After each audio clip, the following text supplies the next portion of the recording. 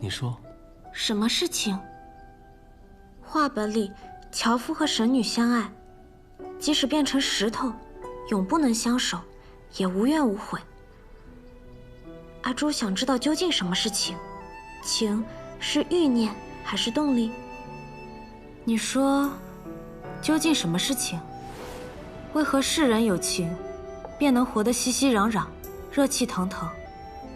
若是我们也能拥有情，是不是神坛就不会这么冷清了？你我本为神器，理应遵循昊天。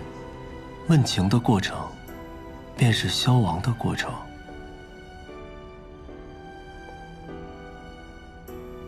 好吧，那便不问了。反正有你在我身边，日月盈仄，宇宙洪荒，天命，我们会一直在一起。我亦不知情为何物，我只知情只该属于世人，不该属于神女。神女动情，必遭天罚。看来神女也不好当嘛。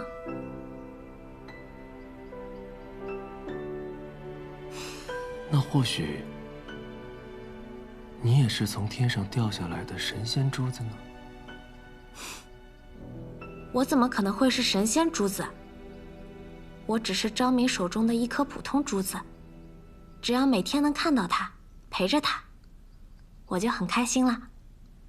可你是珠子，他是人，你们注定会有分开的一天。不会的，你看，画本里樵夫虽然变成了石头，但心里却依旧爱着神女，没有什么能把他们真正分开。就像我和张明，只要我心里一直想着他，那么我们就永远不会分开。无论发生什么，阿朱都要永远陪着张明。永远。嗯。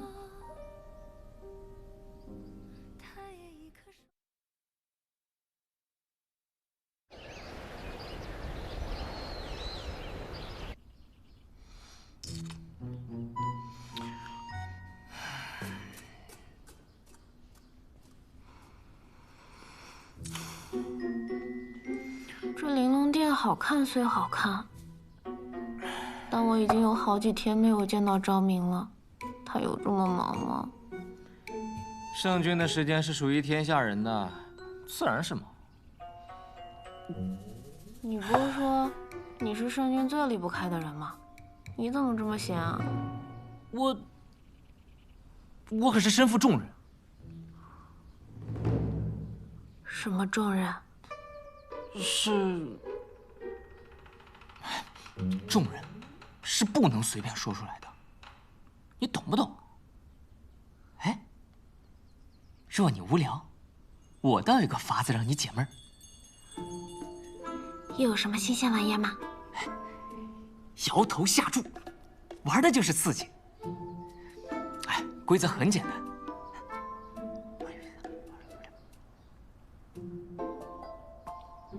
你听懂了吗？啊，哎，来一句你就会了。不过，要用珍贵之物下注。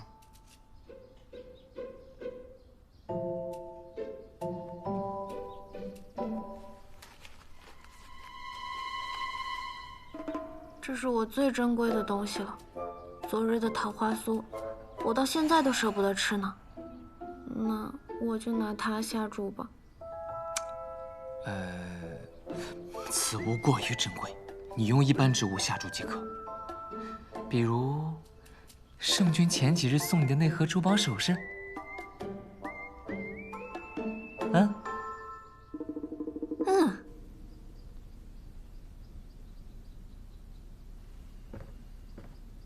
圣君，您几日没合眼了？要不先去休息？无妨。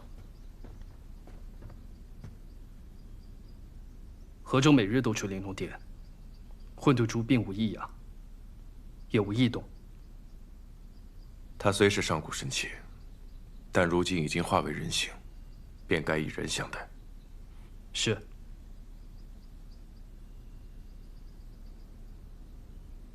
阿朱单纯，河州赤诚，他俩倒是适合做玩伴。来来来，小赌怡情，鸭大开大，鸭小开小，小肯定是小，快开！ 3、2、1，开！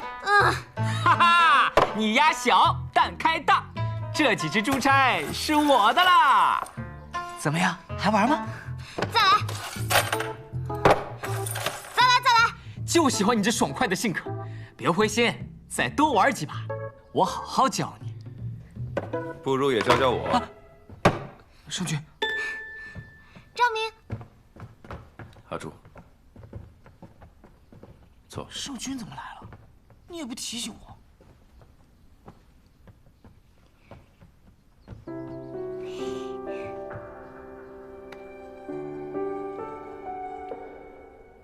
开始吧。圣君，这不太好吧？让你去你就去。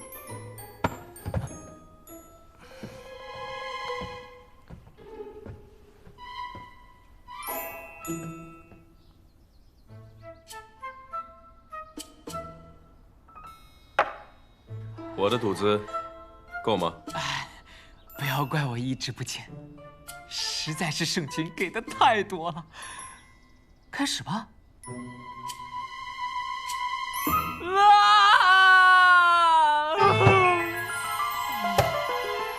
全没了，不玩了，不玩了。阿朱，学会了吗？阿朱还未学会，我们继续。圣君，不带这么欺负人的，我都已经输得底朝天了。无妨，下个月的俸禄可提前垫作赌资。你不是说小赌怡情吗？我还想学。赌就是赌，大赌小赌都伤身。阿朱，你别学这些不好的。我和周从今日起戒赌，再也不带阿朱赌博了。阿言，传令下去，从今日起，宫中禁赌。是。退下。是。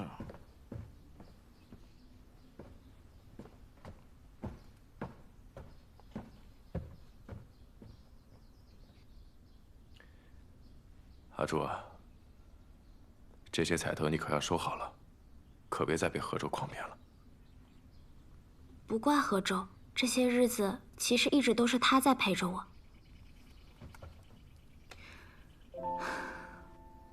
以前当珠子的时候，总是能时时刻刻见到你，现在成了人了，反而想见一面都难，倒还真有些不习惯。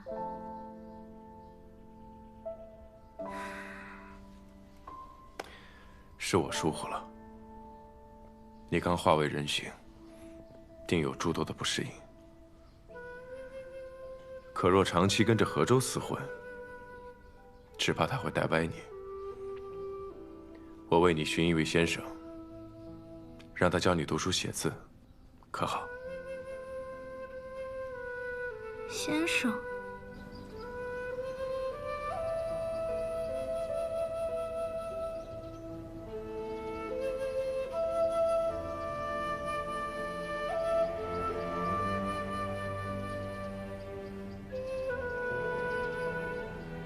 日月光华对于炼制灵丹固然有益，却周期绵长。近日发现，这世间竟另有精华之气，可助灵丹快速炼成。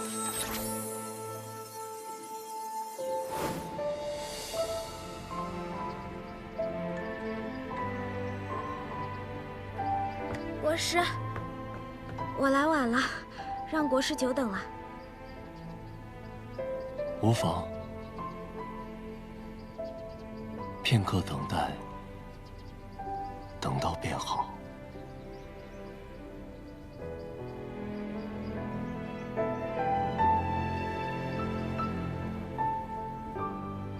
张明说，国师是东泽学识最渊博之人，更是国师主动应下教导阿朱一事。多谢国师。不用如此客气，倒显得你我生分。国师这么说，我就放心了。都怪何周一直吓我，说要毕恭毕敬，否则会被先生用戒尺打手心的。但我觉得，国师让我感到非常亲切。那个词怎么说的来着？一见如故。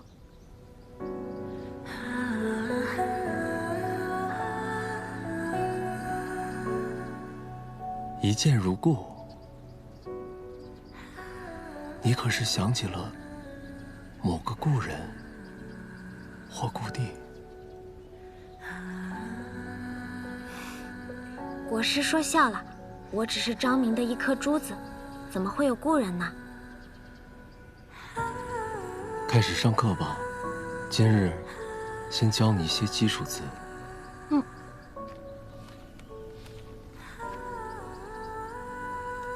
这个字念人，也是如今你的身份。人，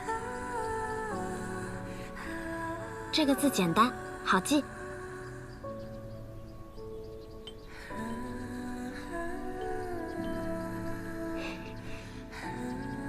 此字念天，可这样记：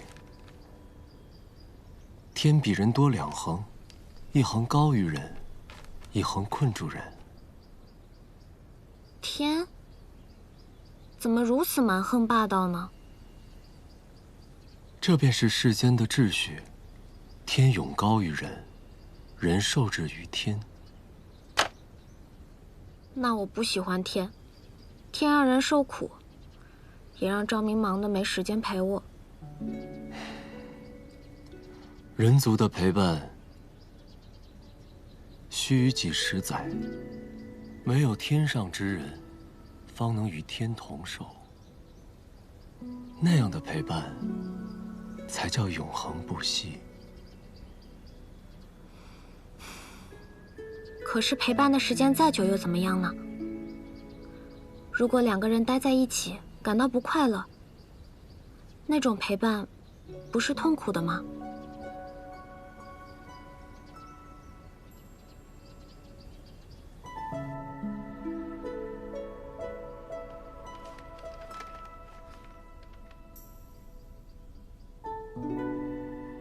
国师，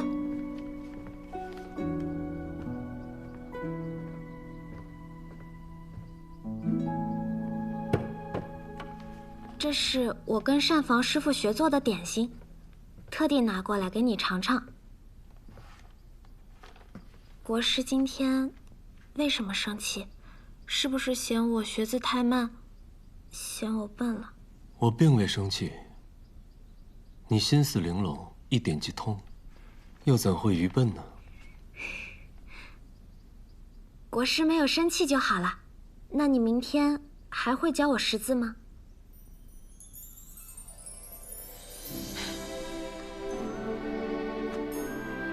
既以为人能有简单纯粹的快乐，亦是好事。打开它。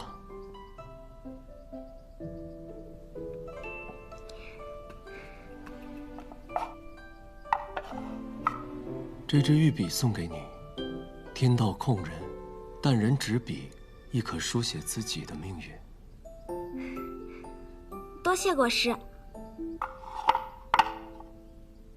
那我就先回去了，国师记得吃点心。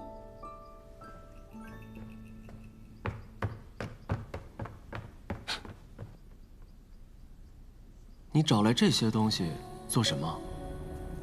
世人为何会在不同场合用到花呢？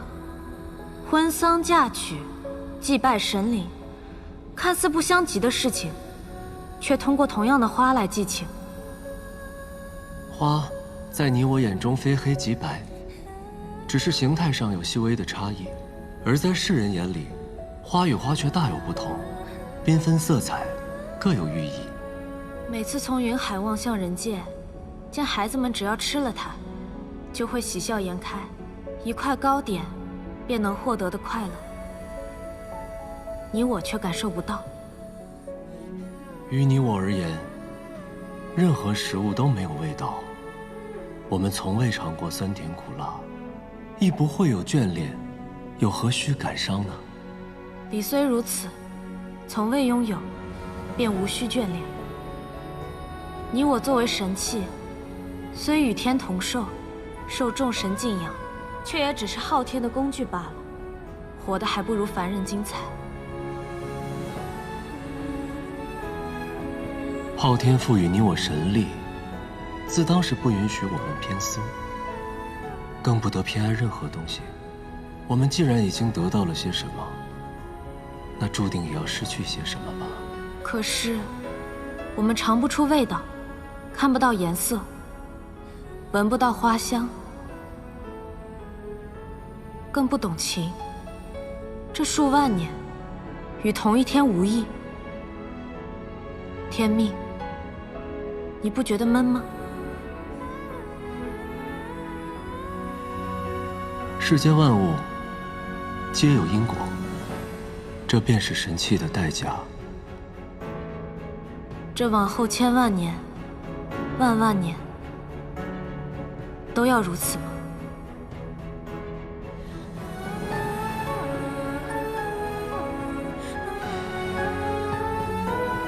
定属如此。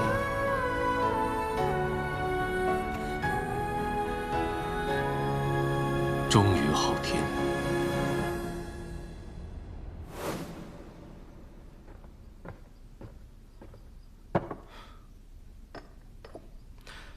古师，方才在殿外，阿朱姑娘说这是她第一次做糕点，味道可好？很甜。可是阿朱姑娘说今天做的是咸口。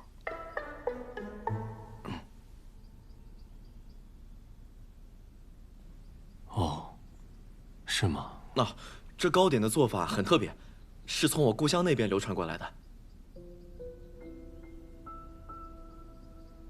原来是故乡之物，难怪你如此留意。来，你也尝尝。谢谢国师。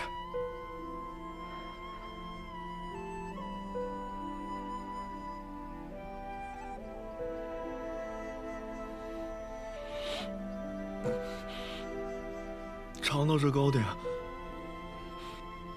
我突然有点想家了。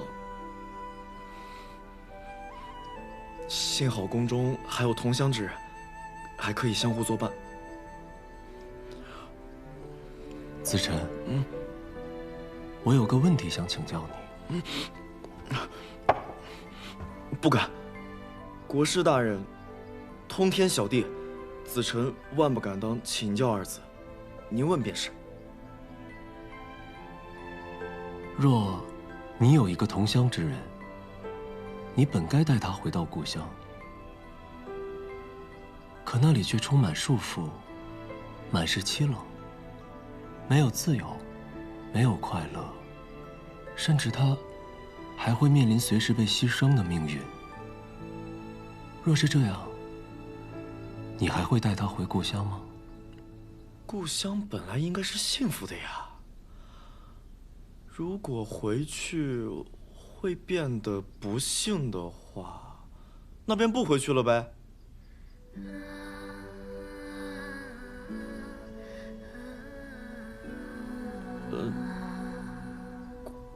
国师，是子辰说错话了吗？哦，无事了，退下吧。啊，是，那糕点，谢谢国师。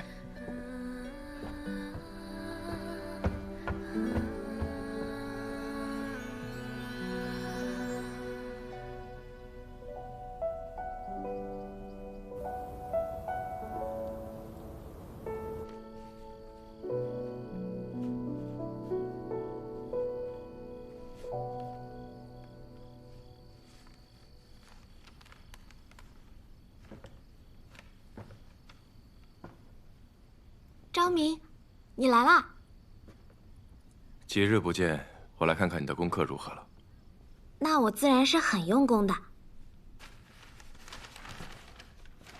这是我新学的字，国师说左日右月，皆是光明。国师教导有方，但我的理解却不是这样，像太阳一样耀眼，像月亮一样温和。日、月合起来，是昭明的明。你这解法倒也在理。那你看我的字写的怎么样？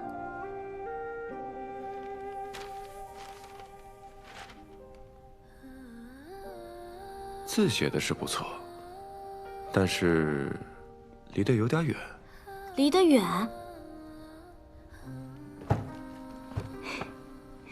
那近一点不就好啦？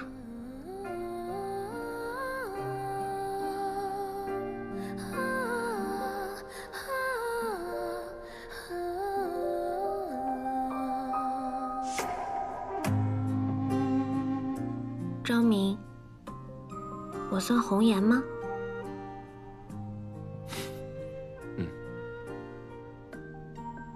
那我岂不是会薄命？我听人说红颜薄命。不会，阿朱会活得长长久久的，比我活得还要久。比你活得还要久？那有什么意思？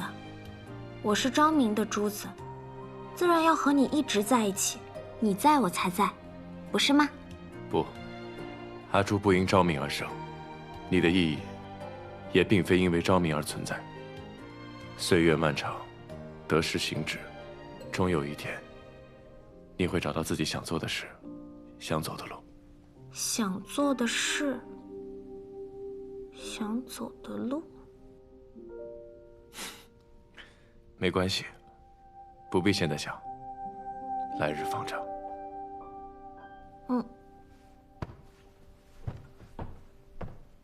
我虽然不知道自己想走的路是什么，但我知道你的。昭明是圣君，心怀天下，所以走的是天子之道。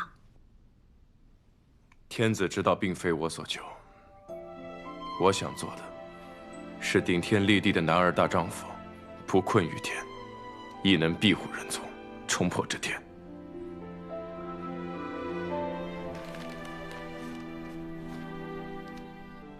国师说，天比人多2横，牢牢困住了人。但在你的笔下，人竟能破天。事在人为。昭明，其实我不太理解，人究竟是什么？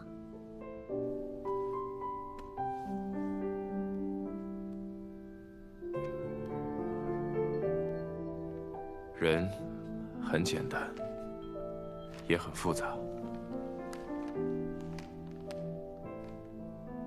看似很单薄，但也可以很有坚固。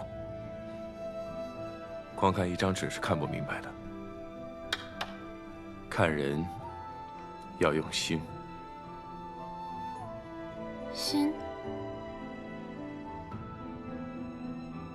你要看一个人，不能只看他的外表，也要看他的内在。要看他说了什么，也要看他做了什么。要看他之长，也要看他之短。看他如何待自己，也看他如何待别人。看他在顺境中的风采，也看他在逆境中的抉择。人，短短几句话是说不清的。你若想要了解，我日后带你慢慢去看。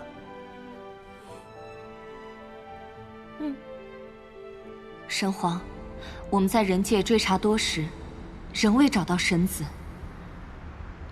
预言所示的信息有限，寻找起来简直大海捞针。要我说呀，纵使预言为真，可难道我们诸神还斗不过一个神子吗？天命书指万物因果，期限预言必将成谶。办事不力，竟还诡辩。神皇息怒。我们此次游历各国，并非一无所获。哦，东泽为天下之首，各国与各部落均受其管辖。东泽国主昭明出类拔萃，卓而不凡。若能揽昭明为神皇所用，找神子一事大有裨益。关于神子的预言，我突然有一个推断：所谓神子诞，或许10年前天命书降下预言之时，便是这神子诞生之刻。不如从那年那刻出生的孩子中着手寻找。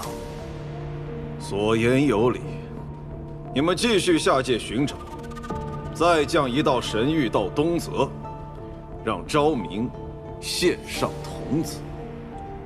可是神皇，那年那刻降生的孩子那么多，若是分辨不出神子呢？那便都傻，一个不留。苍浩之年，降生阴海，3000童子召为神士。国师，这是刚降下来的神谕。苍浩之年，那不就是10年前吗？那一年，天破了个大洞，人族危在旦夕，老国君也是死于那场浩劫。国师，现在该怎么做？身为国师，接到神谕，自当禀明圣君。如何决断，那便是圣君之事了。荒唐！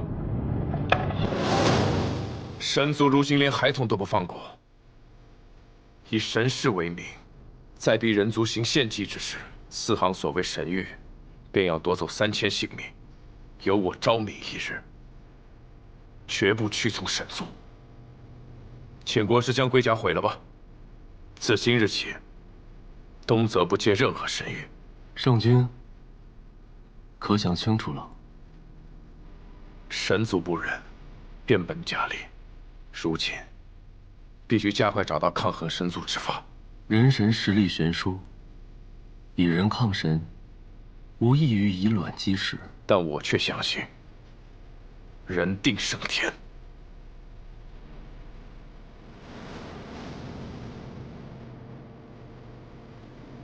那便祝圣君得偿所愿。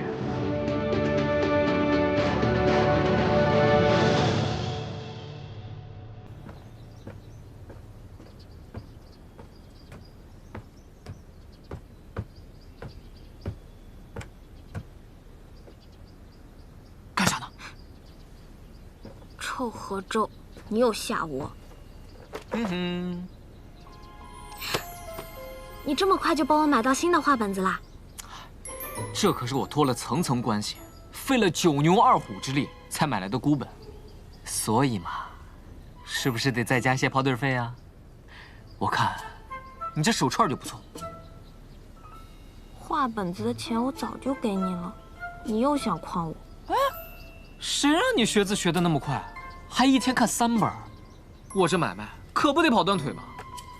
再说了，这次的画本子跟你之前看的神话故事都不同，这几本讲的是爱情。爱情？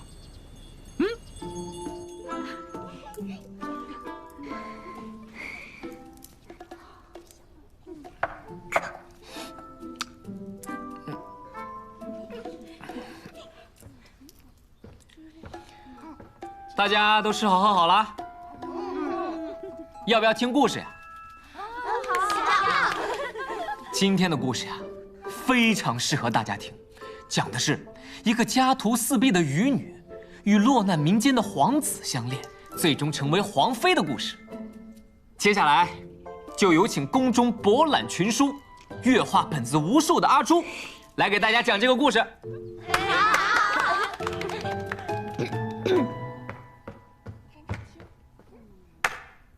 在很久很久以前，有一个善良的渔女出海打鱼的时候，意外救回了一个浑身是伤的男人。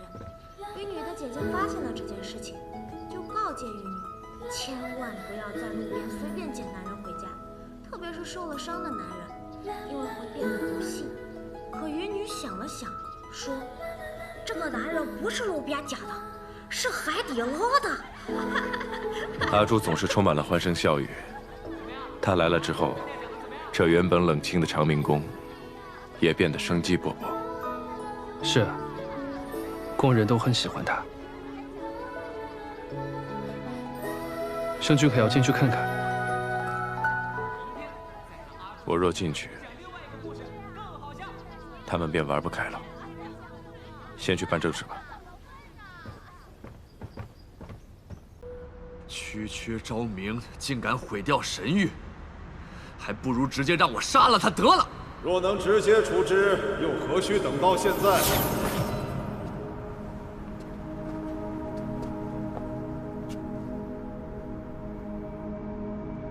昭明天生神窍，是人族唯一能修炼神力之人。他乃天下共主，受人族拥戴，身上有斩不尽的人皇气运，根本就无法直接将他杀死。况且天道有序，你们若在人界施展神力，功力将大幅削弱。凡人皆有贪嗔痴怨，昭明必有弱点。昭明的弱点并非在自身，而在于天下安泰。他不接神谕，难道其他各国也敢不遵神谕吗？倒不如用一招敲山震虎，将人界的水搅浑。天下动荡，我倒要看看这昭明还如何独善其身。不错，你我皆为心域之神，最擅长操控人心。若在各国降下神谕，引诱他们争夺资源，战事必起，蝼蚁众生都将死于战时。昭明岂敢不从？那便立刻去做。我要看到昭明气短，人皇臣服。半月之间，各国竟同时开战，此事必有蹊跷。是，连向来未战的西陵国，不知为何也暴乱丛生。眼下东泽边境情况如何？圣君下令后，边境将士已提高警惕，只是大量流民逃来东泽，压力大了许多。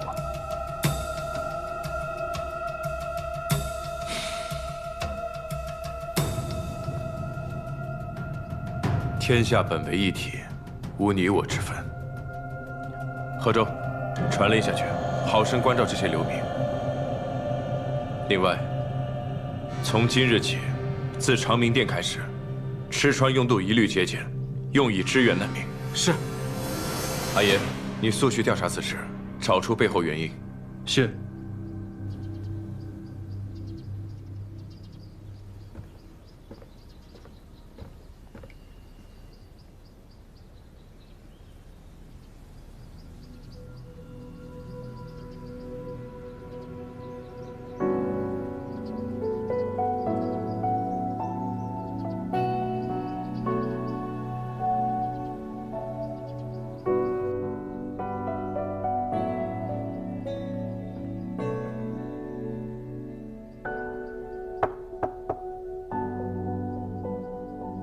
进。国师，你怎么来了？你能不能告诉我昭明过去的事情？为何？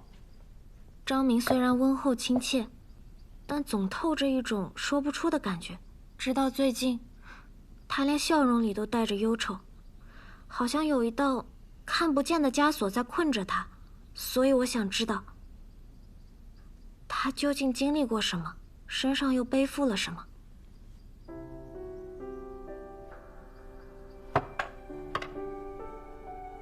里面记载了东泽本朝的故事，也是昭明的传记。10年前，东泽老国君死于天劫，昭明尚少年，便担负起了整个天下的重责。他天生神窍，骁勇善战，还未及冠，便率军出征，平定各国来犯，稳定东泽。昭明勤政为民，深受臣民爱戴，天下归心，世人奉他为圣君。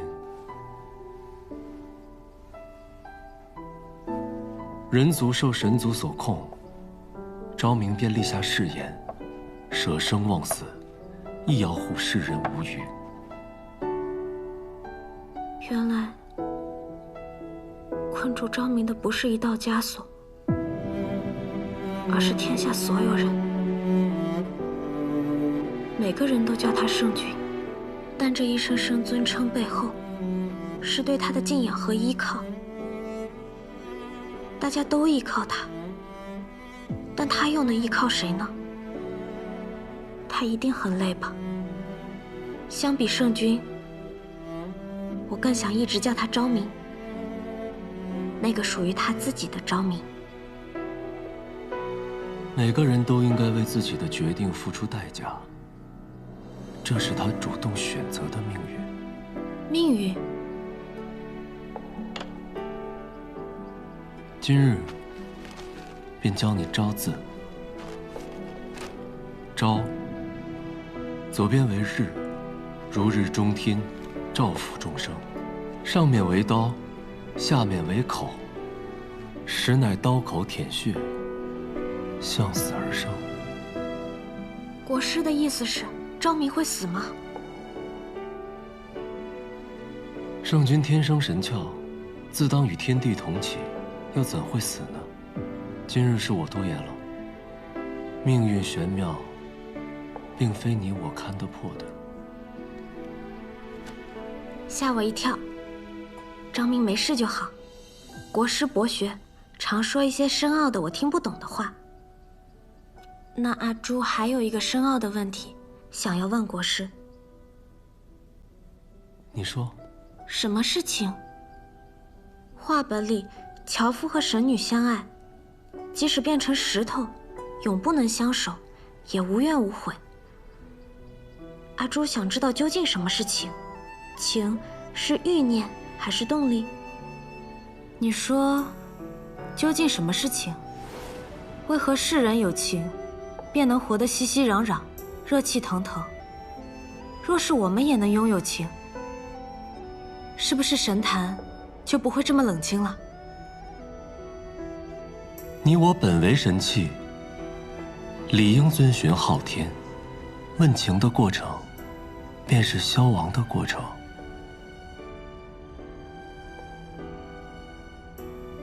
好吧，那便不问了。反正有你在我身边，日月盈仄，宇宙洪荒，天命，我们会一直在一起。我亦不知情为何物，我只知情只该属于世人，不该属于神女。神女动情，必遭天罚。看来神女也不好当嘛。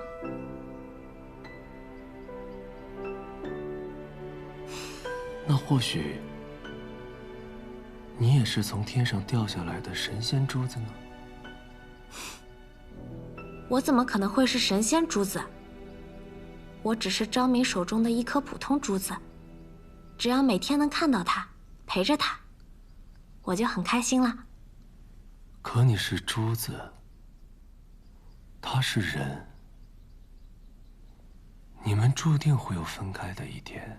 不会的，你看，画本里樵夫虽然变成了石头，但心里却依旧爱着神女，没有什么能把他们真正分开。就像我和昭明，只要我心里一直想着他，那么我们就永远不会分开。无论发生什么，阿朱都要永远陪着昭明。永远。嗯。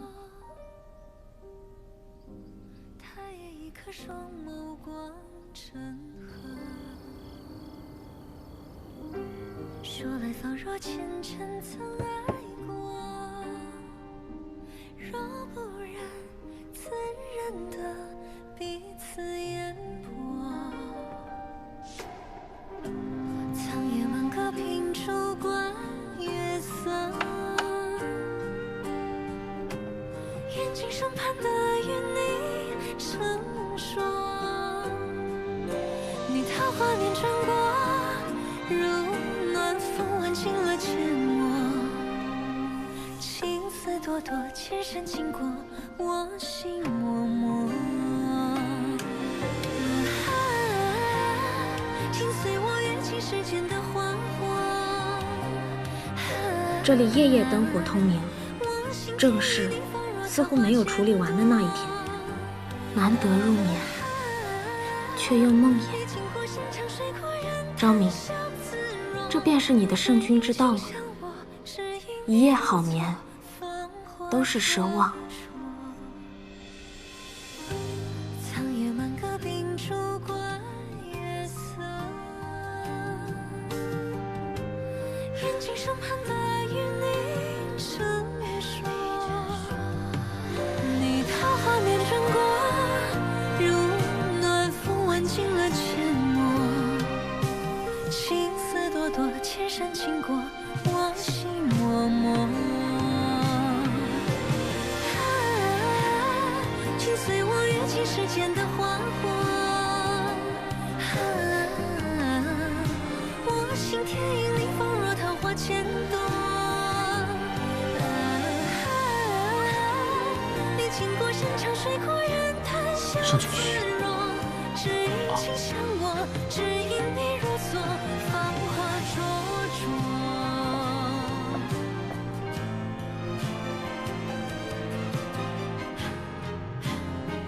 不知为何，只要你在我身边，纵万事纷扰，我亦能宁心定神。